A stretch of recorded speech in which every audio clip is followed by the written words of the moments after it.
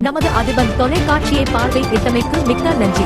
செழுமையான பாரதம் வலிமையான மக்கள் என்ற வாக்கியத்திற்கு இணங்க நமது அதிபன் தொலைக்காட்சி தலைவர்களுக்கு என்ன மரியாதை கொடுக்க வேண்டுமோ அதை கொடுக்க வேண்டும். அண்ணாமலைக்கு அறிவுரை வழங்கிய தமிழிசை சவுந்தரராஜன். பாஜக மாநில தலைவர் அண்ணாமலை எதிர்க்கட்சித் தலைவர் எடப்பாடி பழனிசாமியை கடுமையான வார்த்தைகளில் விமர்சித்த நிலையில் அவருக்கு பாஜக முன்னாள் மாநில தலைவர் தமிழிசை சவுந்தரராஜன் அறிவுரை வழங்கியுள்ளார். இது தொடர்பாக செய்தியாளர்களிடம் பேசிய அவர், என்னை பொறுத்தவரை தலைவர்களுக்கு என்ன மரியாதை கொடுக்க வேண்டுமோ அதை கொடுக்க வேண்டும். வார்த்தைகள் கடுமையாக இருக்கக்கூடாது. பதவி கிடைக்காததற்கு சகோதரி விஜயதரணி ஆதங்கம் தெரிவித்துள்ளார். இது சகஜம். ஒவ்வொருவருக்கும் பாஜகவில் பதவி கிடைக்கும். அதற்கு சிறிது நேரம் ஆகலாம். ஆனால் அவர் நம்பிக்கையுடன் இருக்க வேண்டும் என தமிழிசை சவுந்தரராஜன் கூறினார்.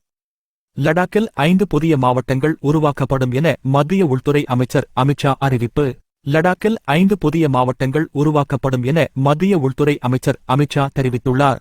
இது தொடர்பாக அவர் வெளியிட்டுள்ள பதிவில், லடாக்கில் ஜன்ஸ்கர், திராஸ், ஷாம், நுப்ரா, சந்தன் ஆகிய 5 மாவட்டங்கள் உருவாக்கப்படுகின்றன. புதிய மாவட்டங்களை உருவாக்குவதன் மூலம் மக்களுக்கான நலத்திட்டங்கள் அவர்களை எளிதில் சென்றடையும். வளர்ச்சியடைந்த மற்றும் வளமான லடாக்கை உருவாக்க வேண்டும் என்ற பிரதமர் மோடியின் தொலைநோக்கு பார்வைக்கு ஏற்ப இந்த நடவடிக்கை எடுக்கப்பட்டுள்ளது என அமைச்சர் அமித்ஷா கூறினார். ஜாம்பியாவில் இடிந்து விழுந்த சுரங்கத்தில் சிக்கி 8 பேர்கள் பலி. சாம்பியாவின் லுசாகா மாகாணத்தில் உள்ள சாங்வே மாவட்டத்தில் கட்டுமான பணிகளுக்கு கற்களை எடுத்துச் செல்லும் சுரங்கம் இயங்கி வருகிறது. இந்நிலையில் நேற்று காலை சுரங்கத்தில் வேலை செய்து கொண்டிருந்த தொழிலாளர்கள் பணியை முடித்துக் கொண்டிருந்த போது திடீரென சுரங்கம் இடிந்து விழுந்தது. இதில் ஓட்டுநர் ஒருவர் மீட்கப்பட்டார்.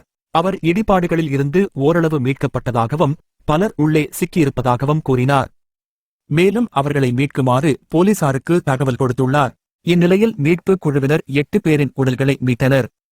மற்றவர்களை தேடும் பணி நடைபெற்று வருகிறது என காவல்துறையின் செய்தி தொடர்பாளர் ரே ஹமுங்கா கூறினார். இந்திய கடலோர காவல்படையினர் கடலில் தத்தளித்த 11 பேர் மீட்பு.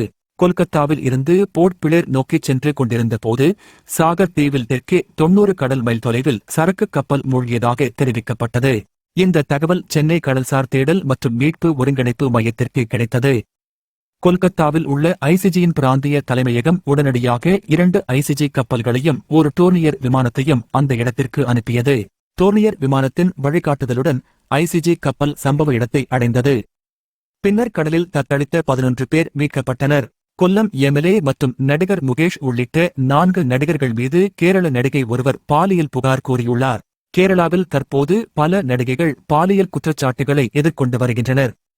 மலையாள நடிகர், இயக்குனர் மற்றும் கேரள திரைப்பட அகாடமியின் தலைவர் ரஞ்சித் மீது மேற்கு வங்க நடிகை ஸ்ரீலேகா மித்ரா பகிரங்கமாக பாலியல் குற்றச்சாட்டுகளை தெரிவித்ததை அடுத்து சமீபத்தில் நடிகர் ரஞ்சித் கேரள கலாசித்ரா அகாடமியின் தலைவர் பதவியை ராஜினாமா செய்தார்.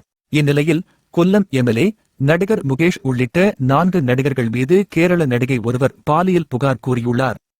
இதன் காரணமாக சட்டமன்ற உறுப்பினர் பதவியை ராஜினாமா செய்ய வலியுறுத்தி கொல்லத்தில் உள்ள முகேஷ் இல்லம் நோக்கி பேரணி நடைபெற்றது. லடாக்கில் 5 புதிய மாவட்டங்கள் உருவாக்கப்பட்டதற்கு பிரதமர் மோடி மக்களுக்கு வாழ்த்து. லடாக்கில் 5 புதிய மாவட்டங்கள் உருவாக்கப்படும் என அறிவிக்கப்பட்டுள்ளது. இதுகுறித்து பிரதமர் மோடி கூறுகையில், லடாக்கில் 5 புதிய மாவட்டங்கள் உருவாக்கப்படுவது சிறந்த நிர்வாகம் மற்றும் செழிப்புக்கான ஒரு படியாகும். ஜான்ஸ்கார், திராஸ், ஷாம், நுப்ரா, சந்தன் அதிக கவனம் பெறும். இது மக்களுக்கு சேவைகளையும் வாய்ப்புகளையும் கொண்டுவரும். லடாக் மக்களுக்கு பிரதமர் மோடி வாழ்த்து தெரிவித்துள்ளார்.